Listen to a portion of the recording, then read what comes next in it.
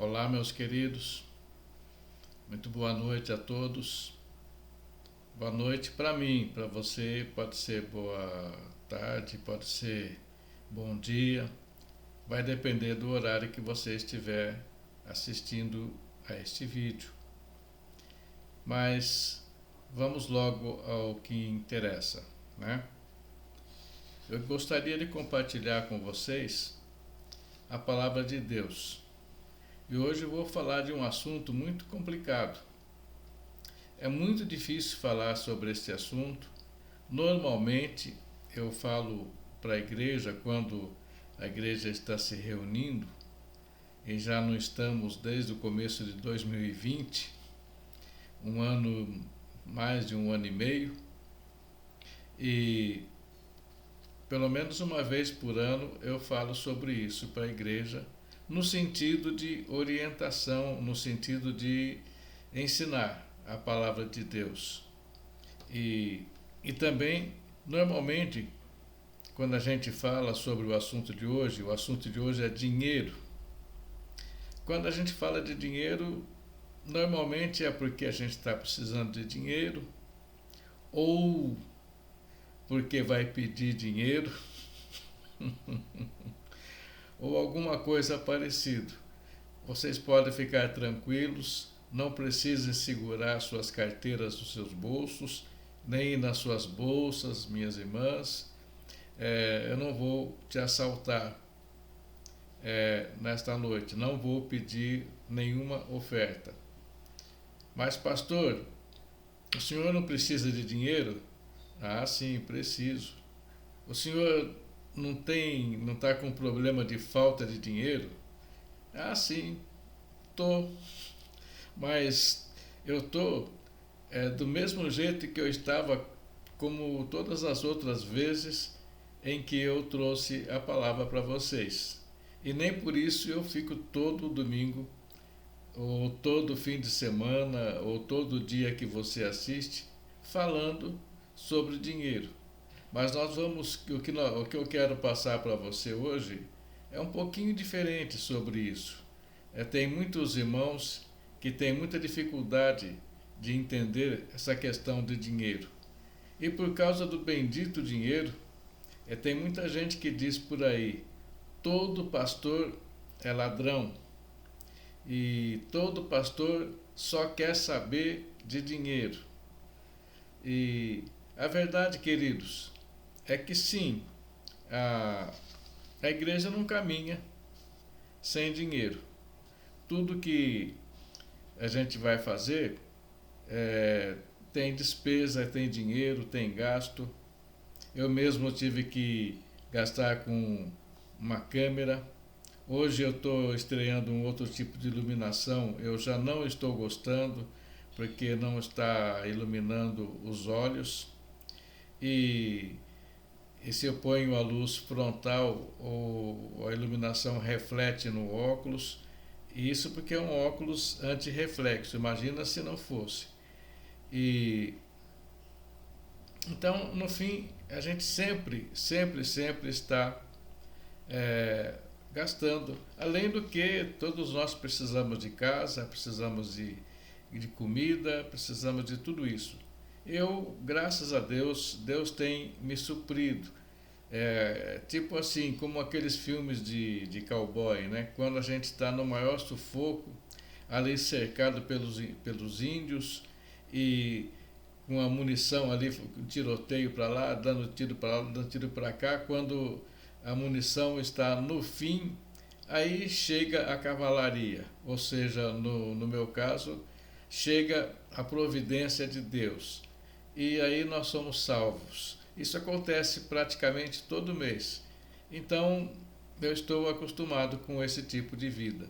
Então, eu não, mesmo quando nós nos reunimos na igreja, não estou condenando quem faz isso, cada um sabe onde o seu calo aperta, mas não fazíamos isso na igreja, e também não fazemos agora. Normalmente nos cultos nós temos duas palavras. A primeira palavra é a palavra antes de pedir dinheiro. Então, Primeira vez que eu fui a um local assim, eu estranhei, porque terminaram os louvores e alguém foi lá e não era o pregador que eu achava que ia pregar, e abriu a Bíblia, leu um texto e começou a falar sobre aquele texto.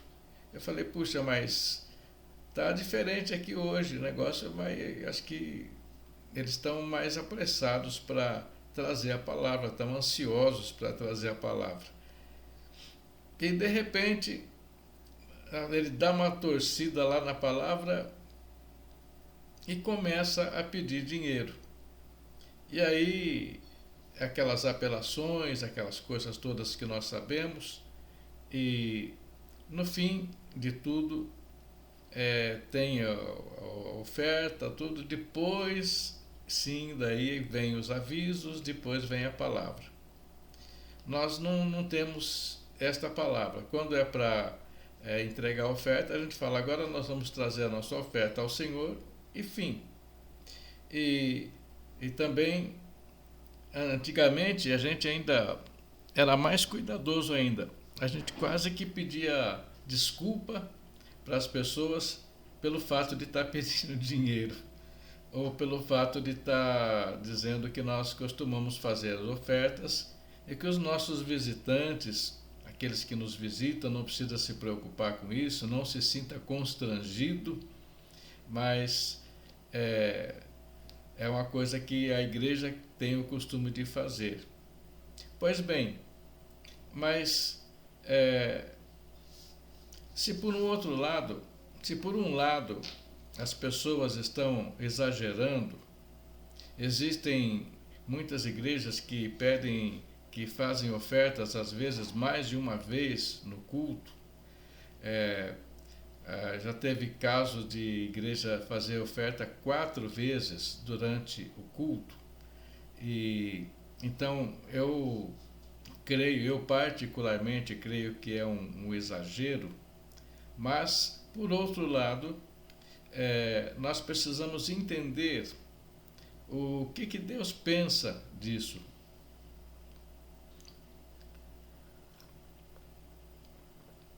Qual é a perspectiva de Deus em relação a dinheiro? Então vamos dar uma olhada no que a Bíblia fala sobre isso.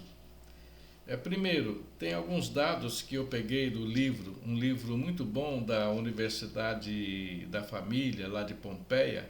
Ele se chama Seu Dinheiro. Eu tinha ele aqui, mas assim como a maioria dos livros, e para surpresa de ninguém, a gente empresta e depois não volta, né? Alguns a gente doa. Esse eu não devo ter doado porque eu considero um livro importante. Então eu gostaria de tê-lo comigo. Se você está me ouvindo, está com esse livro com você e você sabe que foi eu que emprestei, por favor, devolva. Então, vamos lá. Está escrito assim, eu peguei esses dados deste livro. Eu não lembro o nome do autor do livro, mas é da Universidade de Pompeia, da cidade da família da cidade de Pompeia. Eles têm um curso chamado Seu Dinheiro, que é muito bom. Se você estiver interessado em contatar com eles, é muito, muito proveitoso. Mas diz assim, 16 das 38 parábolas de Jesus falam de como se lidar com dinheiro ou com posses. Jesus falou mais sobre dinheiro do que todos os outros assuntos. Na Bíblia, há aproximadamente 500 versículos sobre oração, menos de 500 sobre fé, porém mais de 2.350 versículos sobre dinheiro e posses. Se o Senhor falou tanto sobre isso, é porque Ele deseja que nós conheçamos a sua perspectiva a respeito desta área. Jesus se importou com a questão do dinheiro. Sabe por quê? Porque dinheiro é importante. Na Bíblia, toda forma de cobiça é condenada, enquanto que toda forma de generosidade é encorajada. Agora, queridos, a Bíblia sim encoraja a generosidade, ela condena a avareza, a cobiça, mas acontece o seguinte, o importante não está falando assim em se tratando de oferta, não está dizendo o quanto você deve ofertar, mas como você deve ofertar. E também aqui não está falando nada de valor, qual o valor que você deve ofertar. Nós vamos chegar nisso mais para frente. Mas está falando de como está o seu coração na hora de ofertar. Por exemplo, em 1 Coríntios, capítulo 13, versículo 3, diz assim, eu vou ler para vocês: ainda que eu distribuísse toda a minha fortuna para sustento dos pobres, e ainda que entregasse o meu corpo para ser queimado, se não tivesse amor, nada disso me aproveitaria. Ou seja, eu posso fazer qualquer coisa, eu posso pegar todo o dinheiro que eu tenho e entregar para os pobres. Mas se eu fizer isso apenas por fazer, ou pior, se eu fizer isso para negociar com Deus, tipo assim, olha, Senhor, eu estou te dando com essa mão, mas eu estou querendo receber com essa outra aqui. Então, olha, a tua palavra diz que se a gente dá, a gente recebe, e o pastor disse que se eu der, Deus vai me devolver 4 vezes mais.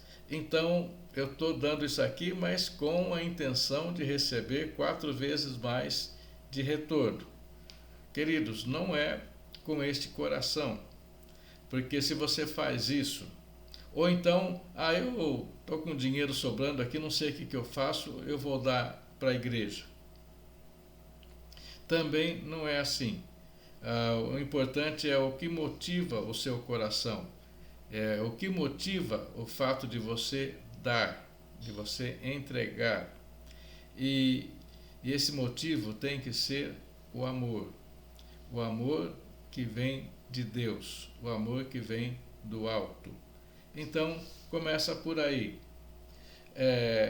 Agora, outra coisa, para quem são as ofertas? No começo, lá no Velho Testamento, foram as 13 tribos de Israel, na verdade são 13, a de Levi não é contada pelo seguinte fato: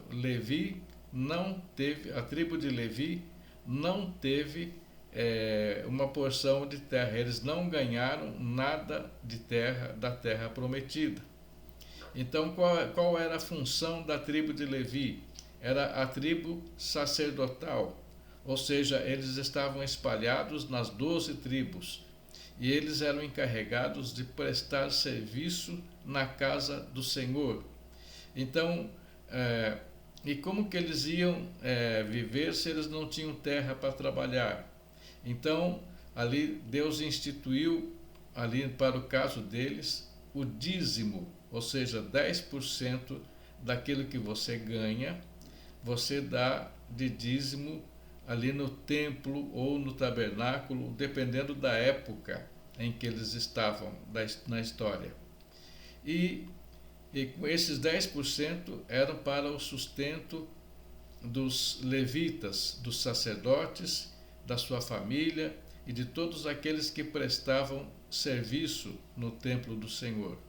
Então, eles trabalhavam no serviço, no ofício religioso, por assim dizer, e então eles tinham os 10% sobre aquilo que eles ganhavam, sobre aquilo que eles faziam. Então, cada um levava era obrigatório, eles levavam ali para os levitas. Agora, a questão é, a oferta, queridos, aquilo que você leva como oferta na igreja, é um ato de caridade ou é um ato de adoração a Deus? Então, o apóstolo Paulo, lá no livro de Atos, capítulo 20, versículo 35, ele diz assim: tenho-vos mostrado em tudo que, trabalhando assim, é necessário auxiliar os enfermos e recordar as palavras do Senhor Jesus que disse: mais bem-aventurada coisa é dar do que receber. É curioso,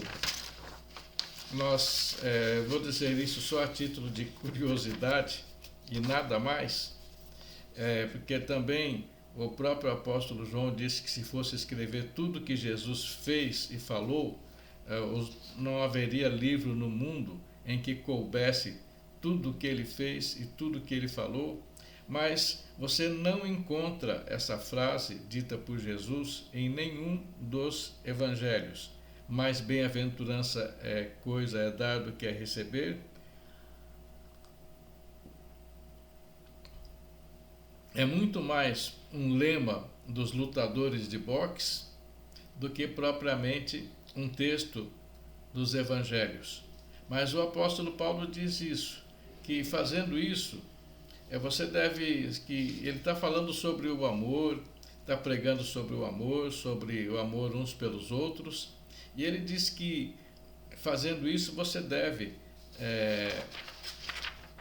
cumprir e auxiliar os enfermos, recordar as palavras do Senhor que disse: mais bem-aventurada coisa é dar do que receber. Ou seja, você tem que ter um coração generoso, você tem que ter um coração, não só o coração, você tem, se você quer agradar a Deus, você tem que praticar a generosidade. Então, a generosidade, queridos, é uma prática, sobretudo, cristã. Provérbios capítulo 11, versículos 24 e 25, diz assim: ao que distribui, mais se lhe acrescenta, e ao que retém mais do que é justo, é para a sua perda. A alma generosa prosperará, e aquele que atende também será atendido. Então, queridos, o que está escrito aqui? Um incentivo à generosidade. A alma generosa prosperará, e aquele que atende também será atendido. 2 Coríntios, capítulo 9, versículos de 6 a 8, diz assim: lembrem-se, aquele que semeia pouco, também colherá pouco, e aquele que semeia com fartura, também colherá fartamente. Cada um dê conforme determinou em seu coração, não com pesar ou por obrigação, pois Deus ama a quem dá com alegria, e Deus é poderoso para fazer que lhe seja acrescentada toda a graça, para que em todas as coisas e em todo o tempo, tendo tudo o que é necessário, vocês transbordem em toda a boa obra. Então aqui, amados, o apóstolo Paulo está comparando a palavra, o dar, o contribuir, com semente.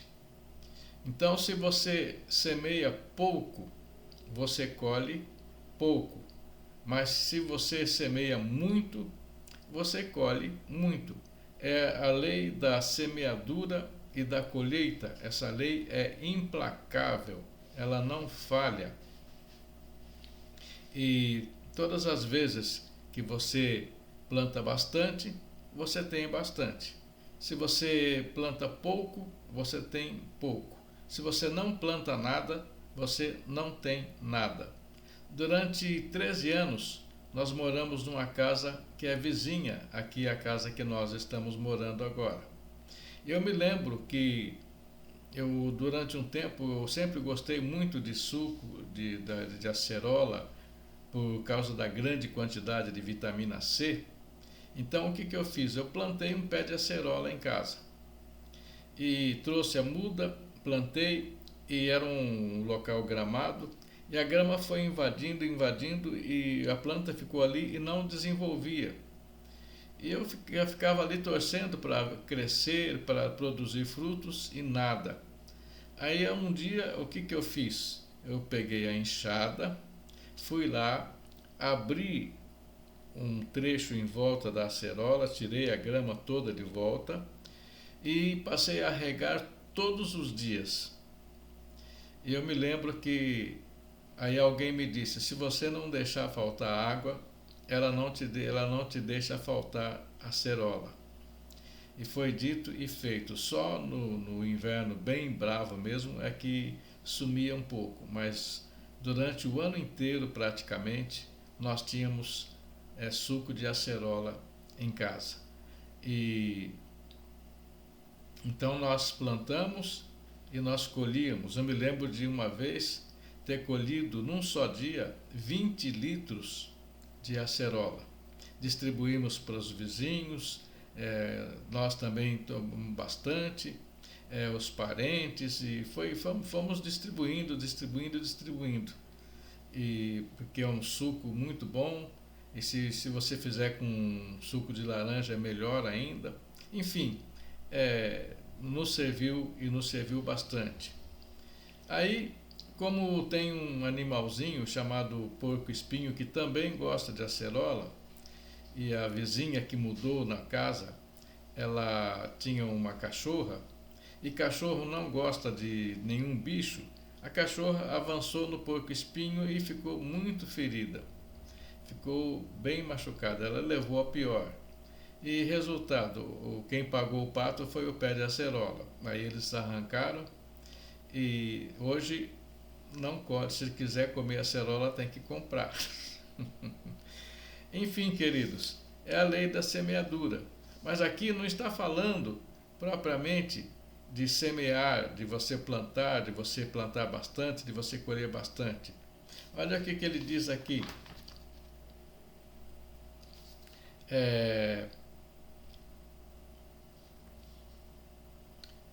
Para não por pesar, nem por também colherá fartamente. Cada um dê conforme determinou em seu coração.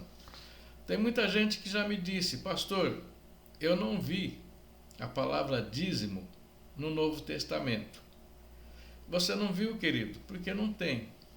Porque se você procurar a palavra dízimo no Novo Testamento, você não vai encontrar. Mas você vai encontrar isso aqui: semente.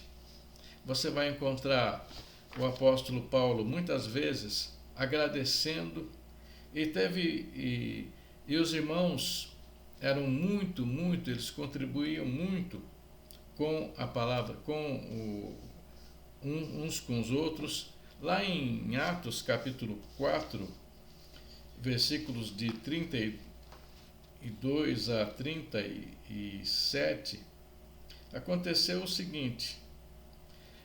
Estava falando como que os irmãos viviam, e dizia assim, que cada um vendia tudo que tinha e trazia aos apóstolos. Eles não vendiam, não traziam, não faziam, o que eles faziam é o seguinte: eles não davam 10%, eles davam tudo, absolutamente tudo. Ninguém era dono de nada. A pessoa pegava, e diz lá também em Atos 4, que ninguém considerava nada propriamente seu, mas era de todo mundo. Aquilo que ele tinha pertencia a todos.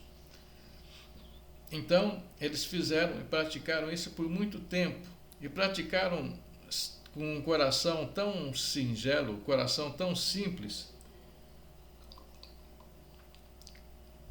que inclusive eles mais tarde tiveram problemas, Lá em Atos capítulo 11, versículo 28, apareceu ali na igreja um profeta chamado Ágabo, e ele disse que haveria uma grande fome em toda a terra. E aconteceu, realmente aconteceu no tempo de Cláudio, se não me engano, que era o imperador. Houve realmente uma carestia, uma necessidade, o pessoal ficou precisando, necessitado. E o que aconteceu? As igrejas ali de Antioquia, de toda aquela região, eles fizeram ofertas e mandaram para os irmãos em Jerusalém, ali na Judéia. Porque esse primeiro que nós comentamos, Atos 4, 32 a 37, estava falando só da igreja da Judéia. Depois o evangelho cresceu, chegou para fora da Judéia, e ali, então, aqueles irmãos ajudaram os outros que estavam passando necessidade. Ou seja, eles se empobreceram e depois precisaram ser ajudados. E os irmãos fizeram isso com alegria. Então, queridos, no Novo Testamento, sempre existe, as igrejas sempre são orientadas a ofertar ao Senhor. Lá em 1 Coríntios capítulo 16, versículo 2, o apóstolo Paulo ele dá orientação. Ele diz assim: no primeiro dia da semana, cada um de vós ponha à parte o que puder ajuntar, conforme a sua prosperidade, para que não se façam as coletas quando eu chegar. Ou seja, você não vai à igreja e quando lá alguém pede a oferta, você enfia a mão no bolso e fala: deixa eu ver se eu tenho algum trocadinho aqui hoje para dar de oferta. Mas era uma coisa que era preparada de antemão. E eu digo mais, eu acredito que você deveria orar sobre isso antes de ir para a reunião, antes de ir para o culto, e orar a Deus e perguntar: Senhor, quanto que o Senhor quer que eu leve de oferta hoje para a igreja? E aí, aquilo que Deus colocar no seu coração, conforme a sua prosperidade. Não é aquele caso, não é o caso de, por exemplo, de um pastor ou alguém, um líder, chegar ali diante, subir no púlpito e falar assim: olha, pega aquela lata velha que você tem lá fora, está se referindo ao seu carro, naturalmente, que deve custar 80 mil, 90 mil reais. Pega essa lata velha e deixa aqui na igreja. Pega os documentos e vai lá, tem a mesa do diácono, transfere para o nome da igreja e Deus vai te dar um carro importado. Meu querido, minha querida, se você vai à igreja só porque você quer ter um carro importado e você caiu nessa conversa, eu vou te dizer para você: bem feito.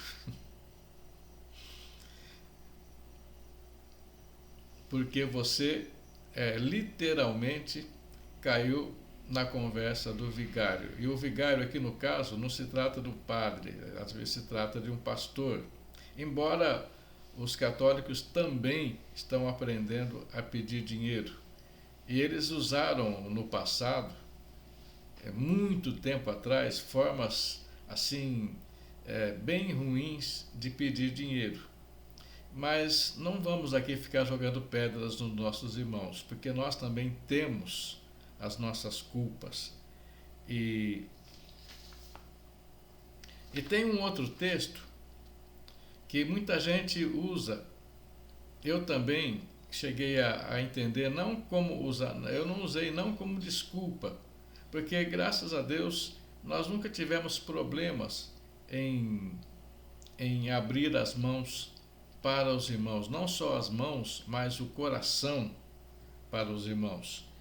Lá em Malaquias, capítulo 3, versículo de 8 a 11, é um versículo que todo mundo usa para justificar por que ele pede dinheiro na igreja.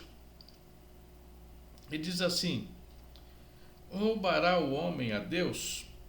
Todavia vós me roubais, e dizeis: em que te roubamos? Aí Deus diz: nos dízimos e nas ofertas. Com maldição sois amaldiçoados, porque a mim me roubais. Sim, toda esta nação. Trazei todos os dízimos à casa do tesouro, para que haja mantimento na minha casa, e depois fazei prova de mim nisto, diz o Senhor dos Exércitos, se eu não vos abrir as janelas do céu e não derramar sobre vós uma bênção tal, até que não haja lugar suficiente para recolherdes. E por causa de vós repreenderei o devorador, e ele não destruirá os frutos da vossa terra, e a vossa vide no campo não será estéril, diz o Senhor dos Exércitos. Queridos, eu vi muitas vezes muitos pregadores, muitos irmãos queridos, dizendo o seguinte: esta palavra Deus estava falando para os sacerdotes, porque quem que rouba, ou antes, quem tem a possibilidade de roubar as ofertas e os dízimos, são os sacerdotes. Então, mas aqui Deus não está falando, o texto claramente não está falando apenas para os sacerdotes, porque ele diz o seguinte, ele está falando: fazei prova de mim, diz o Senhor, se eu não abrir as janelas dos céus e não derramar sobre vós uma bênção tal, até que não haja lugar suficiente para recolherdes. Está falando de sacerdote aqui? Está falando para uma nação. Está falando para a nação inteira. Então, quem estava roubando nos dízimos e nas ofertas eram os sacerdotes? Até poderia ser que um ou outro estivesse fazendo isso, mas ele estava falando para a nação de Israel. Então, queridos,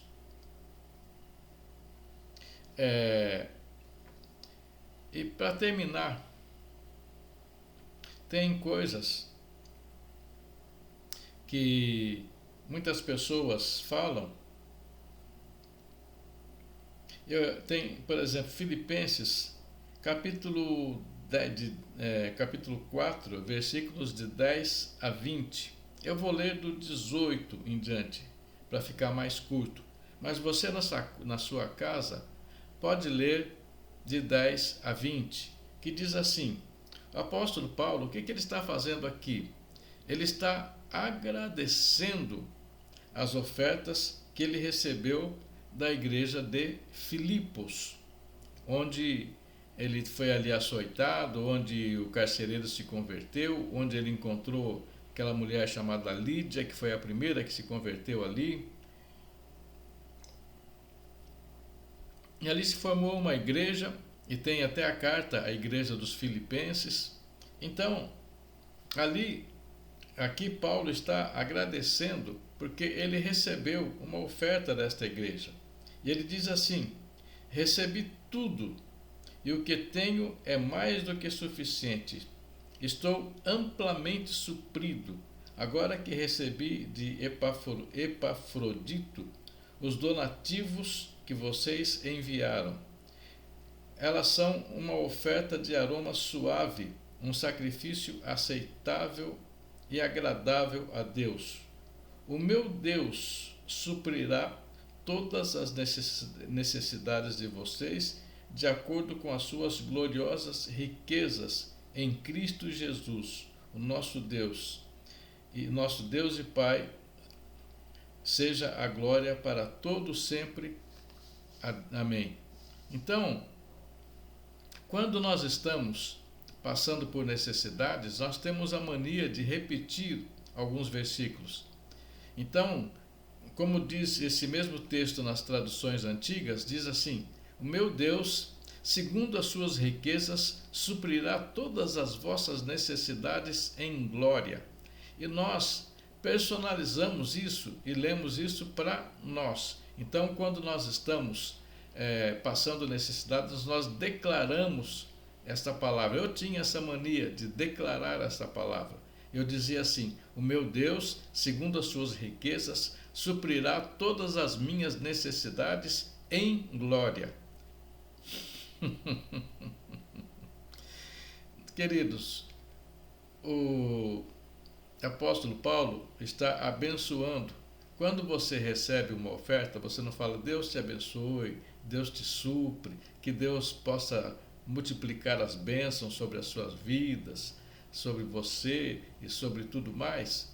Então, é isso que ele está dizendo aqui. Então, queridos, ele está simplesmente agradecendo uma oferta que ele recebeu. Agora, muitos também já ouvi de muitos, Paulo falar o seguinte, citando Paulo, dizendo o seguinte: mas Paulo, ele não vivia de ofertas. Ele trabalhava junto com Priscila e com Áquila, eles eram da mesma profissão, eles construíam tendas para vender.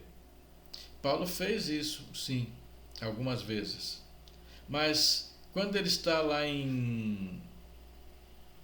Meu Jesus, agora como é que eu vou me lembrar? Em Éfeso. Quando ele estava em Éfeso, ele se juntou lá com Priscila e Áquila, e ele estava construindo tendas, mas depois chegaram Silas e Timóteo lá. E Silas e Timóteo tinham saído, sabe para quê? Para visitar as igrejas, onde Paulo já havia passado, pregado, igrejas que nasceram a partir da pregação e do trabalho de Paulo. Eles saíram e recolheram ofertas dessas igrejas e trouxeram para Paulo. E se você for ler depois de tudo isso aí, você vai ver o seguinte, que a partir de então, depois da chegada de Silas e Timóteo, Paulo parou de fazer tendas e se passou a dedicar exclusivamente à pregação do Evangelho. Então, queridos, ele não trabalhava, ele não ficou a vida inteira fazendo tendas, o tempo todo em que ele, do ministério dele, ele não ficou fazendo tendas para se autossustentar, mas ele vivia e recebia oferta da parte dos irmãos e das igrejas. E quando isso acontecia, ele parava de trabalhar fazendo tendas e se dedicava muito mais à pregação do Evangelho. Então, o seu pastor, o seu líder, aquelas pessoas que são remuneradas pelas ofertas que você entrega na igreja, eles têm trabalho. Olha, a gente fica às vezes uma semana, fica dias orando, preparando, pesquisando, separando textos e tudo mais, para falar às vezes 10 minutos numa reunião. Mas esses 10 minutos custaram muito, muito mais trabalho do que aquilo que você apenas ouviu na igreja. Então, queridos, tudo isso é fruto de oração, é fruto de joelho dobrado, é fruto de comunhão com Deus, é fruto de estabelecimento de um relacionamento com Deus, e às vezes de noite sem dormir, e assim por diante. Querido, sem falar que o carro do pastor normalmente é como se fosse uma ambulância, e leva os irmãos para o hospital, e vai buscar os irmãos para o hospital, e assim tantas e tantas coisas são feitas. Então, outra coisa também, antes de encerrar, que eu gostaria de deixar com você.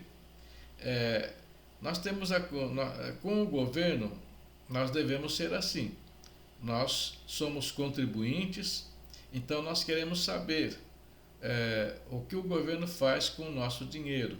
Por exemplo, os ministros fazem lá almoços, gastando, comendo lagosta ali quase sempre, estão sempre se regalando às custas do dinheiro do contribuinte.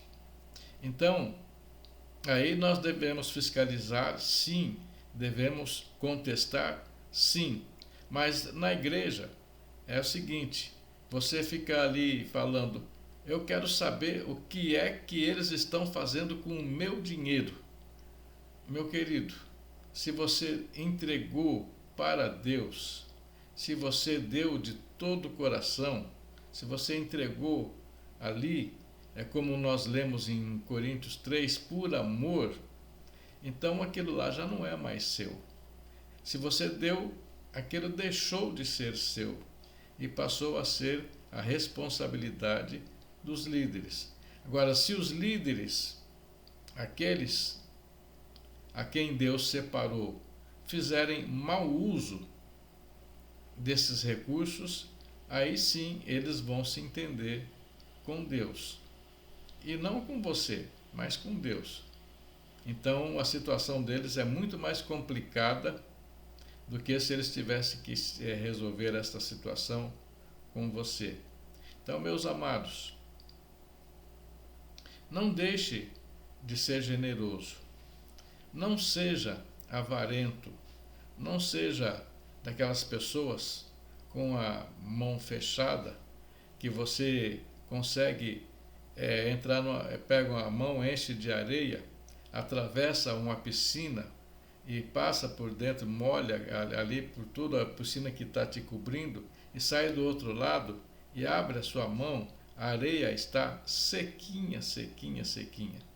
Então, não seja esse tipo de pessoa, mas seja aquela pessoa que Deus incentiva a ser, ou seja, uma pessoa generosa, uma pessoa que distribui aquilo que tem, e aquela pessoa também que é prudente, ou seja, você não vai pegar tudo que você tem e dar para a igreja e deixar a sua própria família passando necessidade, mas você vai repartir aquilo que Deus te dá de acordo com a vontade de Deus.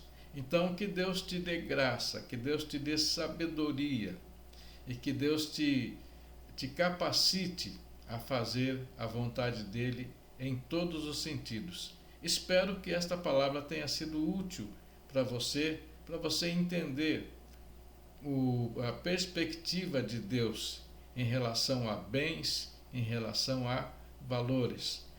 Pastor, é proibido ser rico? Deus proíbe alguém de ser rico? Não. Deus nunca vai te cobrar, você nunca vai responder a Deus pelo fato de ter sido rico. Naquele dia lá diante do trono de Deus, Deus não vai te cobrar, mas você foi rico. Não, você vai ser cobrado pelo que você fez com o dinheiro que Deus colocou nas tuas mãos. Então é isso, queridos. É isso que é. E é assim que funciona. Se tem muita gente com falta, é porque deve ter muita gente com dinheiro sobrando. Então, se você está com dinheiro sobrando e você é cristão, então reparta com o necessitado, reparta com aquele que leva a palavra de Deus, reparta com aquele que você percebe que é necessitado, ainda mais numa época agora praticamente, graças a Deus, quase, nós já estamos quase numa pós-pandemia, e mesmo assim existem muitas pessoas desempregadas, muitas pessoas que estão necessitadas, pessoas que perderam os seus empregos, que perderam tantas coisas. Então, seja generoso, seja aquela pessoa com um coração generoso e abençoa estas vidas, e abençoa em nome de Jesus. Então, meu irmão, minha irmã, seja aquela pessoa que tenha um coração que Deus gostaria e quer que você tenha. Aquela pessoa que tem um coração que abençoa, aquela pessoa que tem um coração que voltado, que não tem o amor ao dinheiro, que não ama as riquezas, mas ama aquele que é dono do ouro e dono da prata, que é o nosso Senhor. Então, que Deus te abençoe e que você seja uma pessoa muito frutífera diante de Deus. Em nome de Jesus. Amém. Amém.